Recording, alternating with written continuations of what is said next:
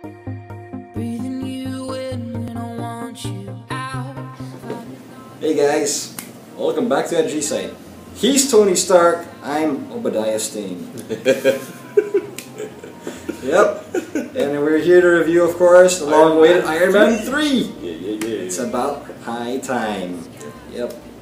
So, what is this for Marvel? Is this like their 7th movie already? In this area of the... Yeah, I mean like in the Marvel Studios. Okay, that's 3 Iron Man, 3 Iron Man, Thor, Thor, Cap, and Avengers. If you count Hulk. Do we count the first Hulk movie too? No, fuck that. No. Okay, so it's the letter A Hulk. Yeah, exactly. So yeah, I think it's the 7th already. Okay. At least no more Jon Favreau here. Yeah. You got Shane Black from Lethal Weapon and Last Boy Scout. Yeah, baby. Kiss Kiss Bang Bang. Oh, that too. And of course you got the regular cast, RDJ. Yeah, Jon Favreau still. Jon Favreau. As Happy Hogan. Yeah. And you get, of course, Gwyneth Gwyneth Paltrow. returns, you know. Yeah. So there, and then I'll try it. Let me Don try Cheadle, it. of course. Don Cheadle, of course. Yeah. Jim Rhodes. So let me try this one. Basically, post Avengers already, post New York, Battle of New York, and it's about Tony Stark having PSTD, post-traumatic stress syndrome. So he's dealing with that by building all these armors just to protect him and Pepper Potts. Because he can't sleep. He can't sleep, and at the same time, there's a Osama bin Laden type character called the Mandarin, who's like doing all these attacks in the States. So basically, Tony Stark goes too far in daring the Mandarin to attack his home, and the Mandarin takes out everything. So the story is really, when back in Avengers, Captain America goes to Iron Man, big man in a suit, without what are you? And this is where we find out. Exactly. It was the answer to that big one. Exactly. So yeah. So it was an awesome movie, I have to say. Shane Black, he was a left field choice. I mean, the guy hasn't really done anything major. He had a cult hit with Kiss Kiss Bang Bang, but it was an awesome, funny movie. Yeah, exactly. But unfortunately, it didn't lead to anything further. It did help bring back RDJ, yeah. But that's about it. So it helped launch Mission Boy also. A little bit, yeah. But I'm just surprised that Marvel chose this guy. Yeah. And it just turns out it was a great choice.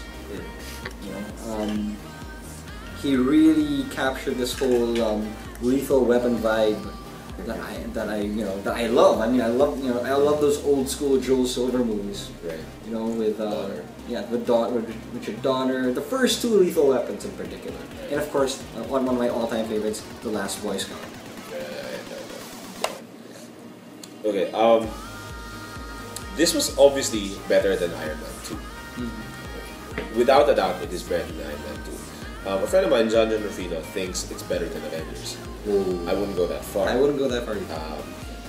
Another friend, Phil Fernando, thinks this is the weakest of the Iron Man movies. Why?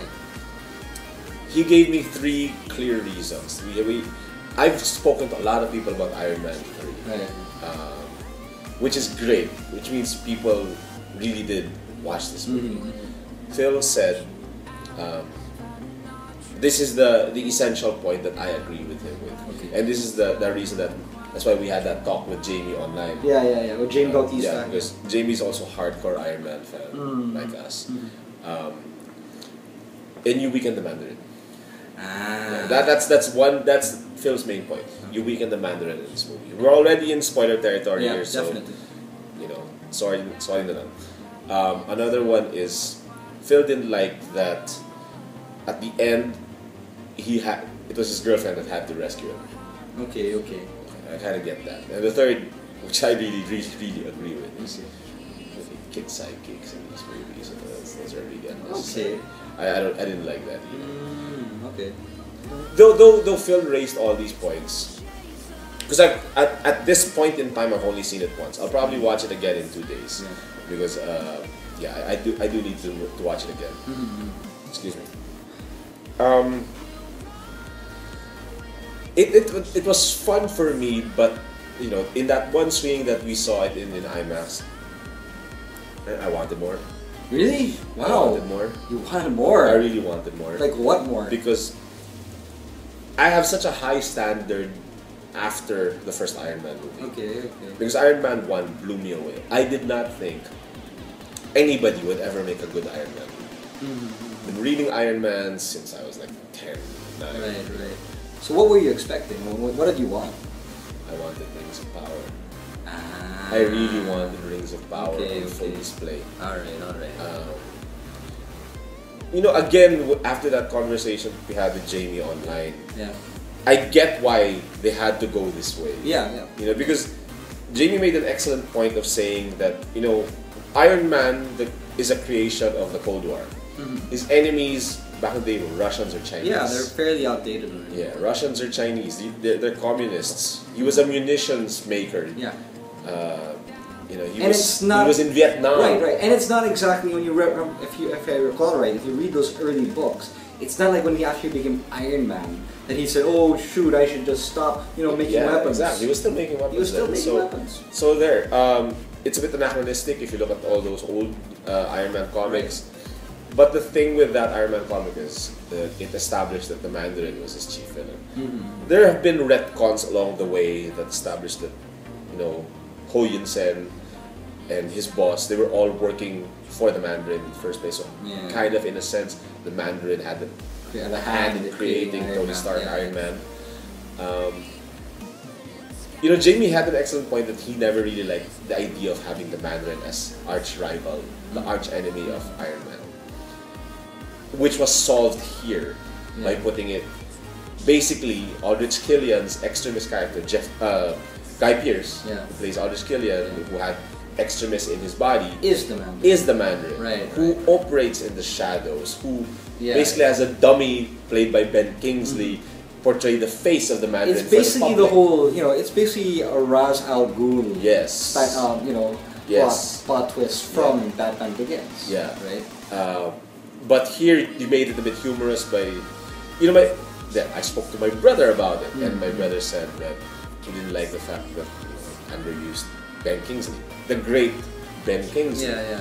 But Jamie again made this counterpoint, which is that it takes a great actor to do it the way Ben Kingsley did it, which is made it humorous, and he basically played two characters, which is this serious, dominating the terrorist. Yeah. You will never see me coming. Yeah, and suddenly he's this guy. Yeah, I'm Trevor. Yeah. I'm an actor. Yeah. I'm an actor. And he's always high. He's got these women on his arm, Yeah. So did you see my stuff? That kind of thing. Yeah. So we've spoken to a bunch of people about this. That's why I'm very conflicted about that. From when we first watched it last Sunday. Saturday. Last Saturday. I've gone a bit all over the place in thinking how much I like it or don't like it as much. I still like it. Yeah. But, talking to these people has kind of sway my thinking one way or another. Okay. That's why I think I really do need to watch it again. One thing I will say though, of course there's a cutscene at the end. This was the weakest of the cutscenes for me. For you? Because Yeah? it didn't advance the story. Okay. All it did was show the relationship between It's a a- friendship yeah. between Bruce Banner and Tony Right. Stark, which is nice. Yeah. But it's not like Thor's hammer's there. Okay. That kind of thing was It's like, more of cool. it's more like a shawarma scene. Yeah, It's which- really just a show. It's Exactly, Like it's it's the like shawarma that. scene, which Right. is basically relationships. Yeah.